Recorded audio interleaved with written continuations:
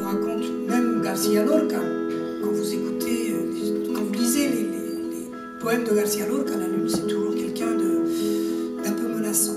C'est pas cool une lune en Espagne, pas du tout. Les mères espagnoles, dont la mienne, je peux en témoigner, racontent des histoires à leurs enfants de lunes terribles qui sont criminelles, qui courent après les enfants la nuit pour les kidnapper. Je vous dis pas quoi. Les mères espagnoles, dont la mienne, vous rendent la vie très douce après, parce que vous ne pouvez pas vivre pire que ce petit baiser sur le front après une histoire terrible. Buenas noches.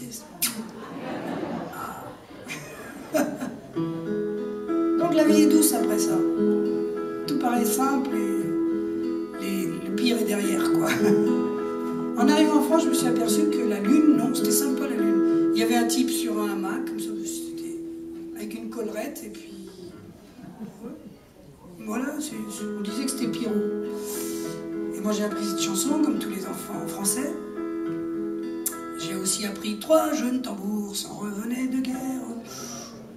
Enfin, je dis, bon, c'est cool la guerre en France aussi, non, de la bouche une rose. Il revient de la guerre avec une bouche, avec une rose, je veux dire. Et plus tard, je me suis dit, il y a une arnaque. Parce que quand même, la lune, enfin le Pierrot en question, quand on dit au clair de la lune, mon ami Pierrot, prête-moi ta plume. Celui qu'on présente comme le Pierrot, c'est pas Pierrot. Celui qu'on présente comme Pierrot sur la collerette, là, enfin sur le hamac, c'est celui qui dit à Pierrot. En fait, Pierrot, on ne sait pas qui c'est.